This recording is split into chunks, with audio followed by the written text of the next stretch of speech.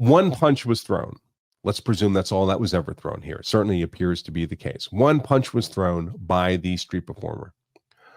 Are there circumstances in which people are killed with one punch? Yes, of course. We've all seen those videos on YouTube, right? The knockout game videos. A person's punched, they lose consciousness, they fall over, hit their head on the curb. It's typically what happens, and they die of the head injury from the curb. So getting killed by one punch can happen, but it happens so rarely in the context of how many punches are thrown every year in America that the courts almost invariably will treat a single thrown punch as a non-deadly use of force, absent some aggravating factors. So aggravating factors could be that the person throwing the punch is substantially larger, stronger, has an exceptional fighting ability that the person punched doesn't have. So disparity of size, strength, or fighting ability. Another aggravating factor could be if the victim of the punch has an exceptional vulnerability to injury, like they're on blood thinners, but that really only goes to the victim's state of mind because it's not like generally the person throwing the punch would be aware of that fact. If they were aware of the fact, then they would be aware that their one punch was in fact a use of deadly force likely to inflict death or serious bodily injury. But absent those kinds of aggravating factors, a single punch like this would be a non-deadly use of force, not a deadly use of force. Again, you wouldn't be privileged to use deadly defensive force unless you were facing, in effect, a deadly force threat, which isn't really happening here, right? This drunken pedestrian's not presenting as a deadly force threat, I guess, except for the spit on his finger. But that would be a stretch of an argument to justify shooting him in the street, for example. So let's presume the pedestrian's only using non-deadly offensive force and that the street performer is only using non-deadly defensive force. Well, under the element of proportionality, deadly force in defense against deadly force attack, only non-deadly force in defense against non-deadly force attack. So does that mean that the street performer, because his punch was deadly force, was acting proportionally to the non-deadly force of the pedestrian? Well, probably, but there is an argument to be made here.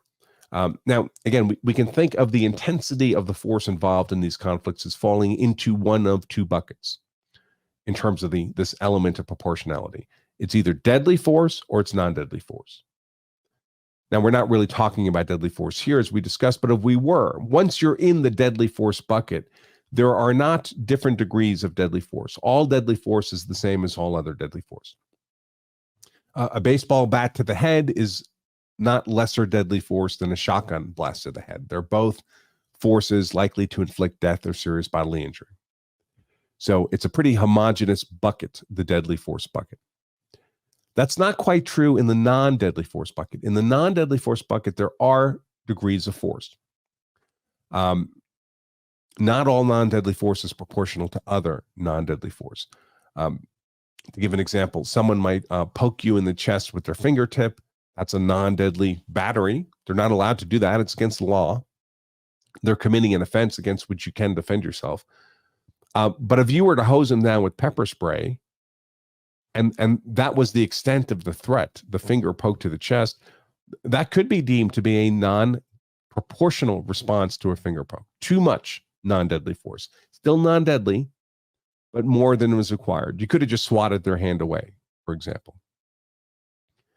So there is a potential concern here that somebody might argue that the punch to the face was a disproportionate response to the pestering of the pedestrian.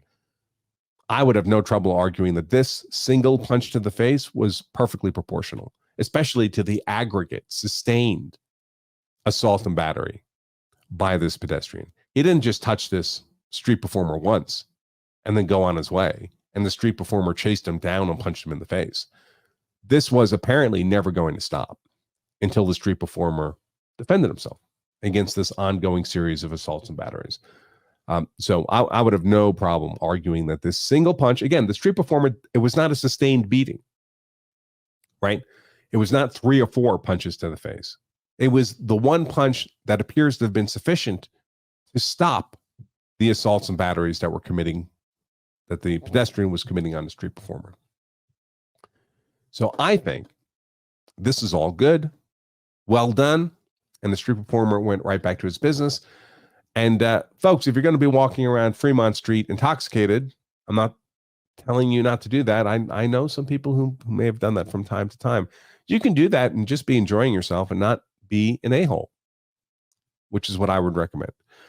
Buying, by the way, it's often much less productive than for this pedestrian to be an a-hole on Fremont Street. The consequences can be much more severe than we saw here.